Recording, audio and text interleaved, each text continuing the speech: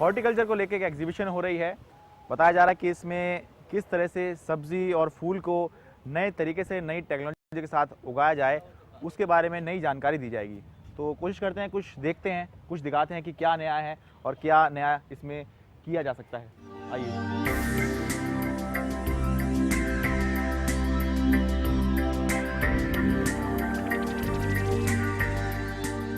Nursery green house में quality seedling का mass production. अब ग्रीन हाउस के बारे में हमने सुना तो बहुत है, मैंने भी बहुत सुना है, लेकिन आज देख पहली बार रहा हूँ, तो मैं भी देखता हूँ, आप भी देखिए। आइए।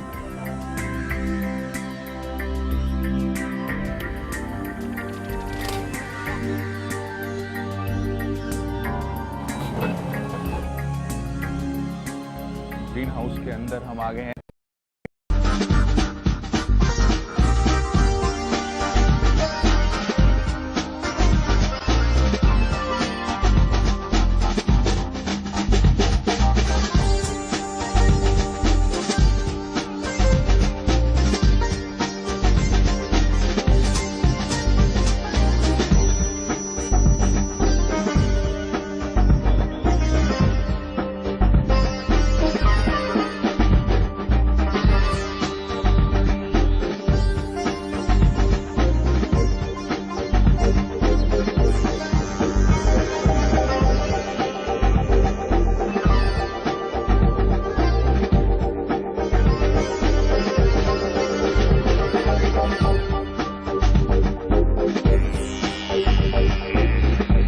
बात कर रहे हैं कि हम लोग यहाँ पर इनोवेटिव टेक्निक्स दे रहे हैं हॉर्टिकल्चर के अंदर। हाँ। हॉर्टिकल्चर जिसका मतलब है फल फूल और सब्जी। हाँ। इन फल फूल और सब्जियों में सबसे इम्पोर्टेंट है हाँ। जो हमारी सीडलिंग है। ये आप देखेंगे किसी भी प्लांट का सबसे इम्पोर्टेंट पार्ट है सीड। सीडलिंग मतलब जो बीज है, जो बीज है उसको जब वो अंकुरित हो जाता अंकुरित है, हो गया। हाँ। जब उसके अंदर से सीडलिंग बन जाता है करने के लिए। हाँ। नॉर्मली इसके लिए टाइम जो है आप कहते हैं कि मान के चलिए लगभग 20 से लेकर 30 दिन का टाइम लगता है। अच्छा। अलग अलग सीडलिंग के लिए, करेले के लिए, टमाटर के लिए और बाकी जो हमारी सभी सीडलिंग लगी हुई है यहाँ पर। हाँ। तो इनमें लगभग 20 से 25 दिन के समय में ये सीडलिंग तैयार हो जाती है। तो इसके अंदर कुछ, अच्छा ये तो चलिए एक पौधा मान लें कि छोटे छोटे ये पौधे हैं। हाँ, ये प्लांट है, आप देख सकते हैं इसको, ये जैसा एक प्लांट है, ये करेले का प्लांट है।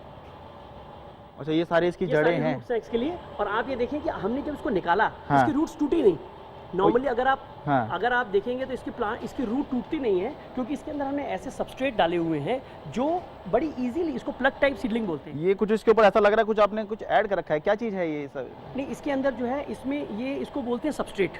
अच्छा। और ये सबस्ट्रेट में कॉम्बिनेशन होता है 3 चीज़ों का। हाँ। एक हमारा कोकोपीट है इसके अंदर, हाँ। एक वर्मिकोलाइट है, एक परलाइट है। अच्छा। ये तीनों चीज़ों का हम बाहर डेमो भी दिखा रहे हैं कि कैसे आप इन तीनों का कॉम्बिनेशन से एक सबस्ट्रेट। ये मिट्टी के अंदर ये चीज़ मिलाई जाए? मिट्टी के अंदर नहीं मिलाई जाए, ये पौध बनाने के लिए बनाए, इसमें मिट्टी है ही नहीं कहीं। अच्छा, ये बिना मिट्टी के ही सब अंकुरित हो रहे हैं? ये बिना मिट्टी के हैं, इनके अंदर। ओ, तो यही एक आपकी टेक्नोलॉजी है। हाँ, सबसे बड़ी ये सॉइललेस टेक्नोलॉजी बोलते हैं इसको। अच्छा। ये सॉइललेस, इसमें सॉइल इस्तेमाल नहीं, यानी बिना मिट्टी के? बिना मिट्टी के।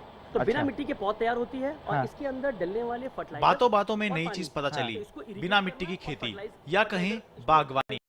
ये टमाटर का प्लांट है। हाँ। जो अभी मैं आपको आगे दिखाऊंगा कि कैसे हम इस प्लांट से आगे बहुत बम्पर फसल ले सकते हैं। अच्छा। आप आगे दिखाऊंगा मैं आपको, जिसमें आप देख सकेंगे कि किस तरह से टमाटर की एक पौधे से आप 25 किलो तक टमाटर का प्रोड्यूस ले सकते हैं। अच्छा। 25 kg तक आपको पर प्लांट आपको प्रोडक्शन देगा। तो ऐसा हमारे आपको एक पौधे से 25 किलो तक? हाँ। अब आप देखिए, normally conventionally 2 kilo, 2.5 kilo, 3 kilo से ज़्यादा नॉर्मली प्रोडक्शन नहीं होता। हाँ। आप कन्वेंशनल अगर आप देखते हैं तो यहाँ पर हम कंट्रोल कंडीशंस के अंदर इसमें आपको बहुत अच्छी क्वालिटी के और बहुत अच्छी क्वांटिटी में। बिना मिट्टी की खेती में उत्पादन ज्यादा होता है, लेकिन इसके अलावा भी क्या कोई फायदा है? या बिना मिट्टी में सबसे पहली बात तो ये कि हम स्टरलाइज्ड ये मटेरियल जो है, हाँ। सबस्ट्रेट हम यूज़ करते हैं। अब जब वो स्टरलाइज होता है तो बहुत सारी समस्याएं शुरू ही नहीं हुई आपकी। अगर आपने स्टरलाइज सिस्टम लिया तो उसमें आपका पहला पार्ट आता है कि एक अच्छा हेल्दी प्लांट आपको मिला। हाँ। इस हेल्दी प्लांट से जब आप दोबारा जब इसको आप प्लांट रीप्लांट करते हैं सॉइललेस में, हाँ। तो आपने जो फर्टिलाइजर दिया, आप जब मिट्टी में फर्टिलाइजर डालते हैं तो बहुत सारा फर्टिलाइजर कुछ प्लांट फर्टिलाइजर एब्जॉर्ब करता है। हाँ। और कुछ फर्टिलाइजर मिट्टी में एब्जॉर्ब हो जाता है। तो उस केस में वो जो वेस्टेज ऑफ फर्टिलाइजर है वो अननेसेसरी जो हमारे को मिट्टी में हो रहा है वो इसमें नहीं होता। इसमें आपको वो पूरा का पूरा प्लांट लगभग 90% फर्टिलाइजर इसमें से एब्जॉर्ब कर लेता है। अच्छा, मतलब जो आप लगा रहे हैं एक्चुअली वो उसको मिल रहा है उसको। मिट्टी के अंदर यह कि इधर उधर फैल जाता है या जो अब भी आप होता यूँ है। समझ लीजिए कि एक आदमी ग्लास में पानी पीता है हाँ। और एक आदमी कहता है साहब आप वो मटका हमने खोल दिया, अब आप उसमें से 20% नहीं 5% आपके अंदर जा रहा है और हाँ। 15% 50-95% इधर उधर गिर रहा है। इसके अंदर आप इतनी बात सुनकर जब पता चला कि बिना मिट्टी की बागवानी करके टमाटर तैयार हैं, तो फिर ज्यादा देर ना करते हुए मैं निकल लिया टमाटर के ग्रीन हाउस के लिए।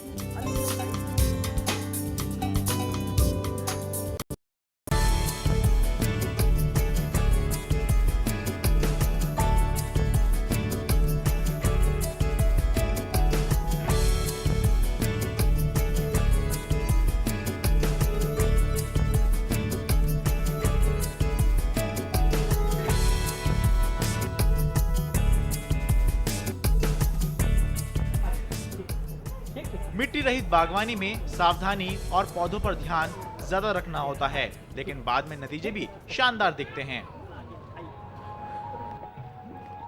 क्या शानदार, जिंदगी में पहली बार मैं इस तरह से देख रहे हैं आप फ्रूट की क्वालिटी देख सकते हैं करने के लिए। और यहाँ देखिए कैसे बंचेस हैं इसके, जो ये आपके क्लस्टर जो इसके बने हैं, गुच्छे के गुच्छे जो हैं, गुच्छे जो हैं इसके। अगली वाली रो आप अपन चलते हैं, ये जो है हमारी सॉइललेस वाली है। आई इसमें आ जाइए, इधर आ जाइए। अच्छा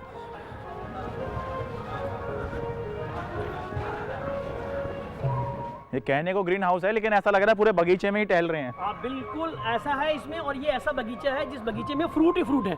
ये टोमेटो, आपकी जानकारी के लिए मैं बताऊंगा कि सर टोमेटो एक ऐसा फ्रूट है जो फ्रूट में भी आता है और वेजिटेबल में भी आता है। हाँ, कोई ये ऐसी मटीरियल नहीं है। टेक्निकली ये फ्रूट है एज वेल एज वेजिटेबल। हाँ। तो आप इस समय आप कह सकते हैं फ्रूट के बाग में भी हैं और सब्जी के खेत में भी हैं। अच्छा ये जो है हाँ, ये देखिए आप देख सकते हैं ये वाला जो पूरा टेक्निक है, ये सारी की सारी सॉइललेस है। ये हम लोगों ने एक क्रेट बनाया हुआ है जिसके अंदर ये मटेरियल है। ये जो मटेरियल आप देख रहे हैं जिसको मिट्टी जैसा लग रहा है आपको दिखने में, हाँ। ये बेसिकली एक सबस्ट्रेट है जिसके अंदर हम अलग अलग टेक्निक्स, अलग अलग कंपोजिशन के साथ में हाँ। हम इसको चेक करते हैं, जिसमें अलग अलग रेशियो के अंदर हम कोकोपीट, हाँ। वर्मिकोलाइट और परलाइट, इनके ये कॉम्बिनेशन है क्या क्या ये बेसिकली कोकोपीट, कोको का जो है आपका नारियल का जूट जो है, अच्छा। वो है करने के लिए। अच्छा। और एक वर्मिकोलाइट है और एक परलाइट है। परलाइट जो है ये पॉपअप किया हुआ स्टोन होता है। स्टोन को पॉपअप कर देते हैं, क्रश करके तो पॉपअप कर देते हैं। अच्छा। उससे क्या होता है कि इसके अंदर वाटर एब्जॉर्ब करने की कैपेसिटी बढ़ जाती है। अच्छा। तो ये वाटर रिटेनिंग कंपाउंड है बेसिकली।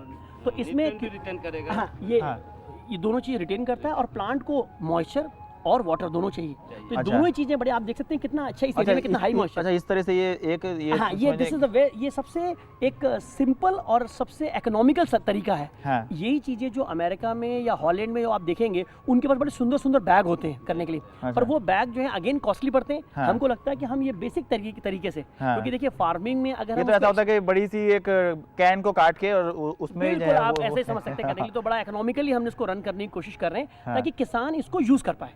नहीं तो क्या होगा साहब, किसान तक पहुंचते पहुंचते वो इतना एक्सपेंसिव हो जाएगा हाँ। कि वो कहेगा कि मेरा फ्रूट की क्वांटिटी अमाउंट मेरे को कम मिलता है और इस पे इन्वेस्टमेंट ज्यादा हो तो जाता है। ये जो आई है यहाँ पे पौध, हाँ, ये इसमें जो दिखाई दे रहा है, ये हाँ, कितने दिन का है ये? ये देखिए, ये इसको तो लगभग, ये प्लांट को तो लगभग हम 5 महीने के आसपास हो गए हैं करने के लिए। अच्छा। 3 महीने के बाद नॉर्मली ये फ्रूटिंग शुरू हो जाती है करने के लिए। अच्छा, fruiting तो शुरू इसको हो जाती लगभग है। 2 महीने से ये फ्रूटिंग कर रहा है। और आप इधर देख सकते हैं, आइए मैं हाँ। आपको दिखाता हूँ। इधर बंचेस जो है इसके, एक एक प्लांट में आपको 2-2 किलो ऑलरेडी आप देख सकते हैं। हाँ। आप ये देखिए इस साइड में, अरे वाह, यहाँ गुच्छे ही गुच्छे आप टमाटर के। एक गुच्छा आप इसमें से तोड़े, ये वाला एक कोई गुच्छा आप तोड़ लीजिए, ये वाला तोड़ लीजिए, इसमें से कोई गुच्छा लीजिए, कोई भी ले लीजिए जो आप खान, पूरा गुच्छा तोड़ लीजिए सर। अच्छा, ये ऐसे तोड़े हैं? तोड़ लीजिए सर, तो तोड़ लीजिए। अरे। चलिए खींच लीजिए।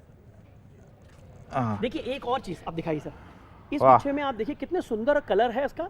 और इसमें एक ब्यूटी ये है कि अब हम ऐसे इसके, तो ये अभी छोटे हैं, ये अभी बड़े होंगे? नहीं ये चेरी टमाटो है। ये वो वैरायटी है कि ये फाइनल इस समय रेडी टू ईट है। आप इसको खाएंगे तो आपको अच्छा, आनंद भी- खा सकते हैं इसको? बिल्कुल खा सकते हैं आप। इसको तोड़िए, इसको हल्का सा अगर आपको लग रहा है जैसे मिट्टी अगर हल्की फुल्की आ गई है, हाँ। तो आप इसको, कितना अच्छा। स्वीट आप देखिए, आपको रियली लगेगा सर। आप मैं ले लिया। अच्छा, खा के देखिए सर आप भी खाइए। वाह, बहुत मीठा है।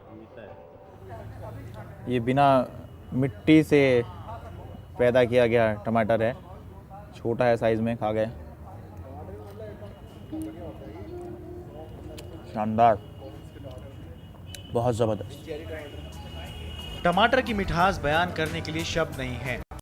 बिना मिट्टी के बागवानी करने की टेक्नोलॉजी मेरे लिए एकदम नई थी। जितना ज्यादा इसके बारे में जानता गया, उतनी ही जिज्ञासा और बढ़ती रही।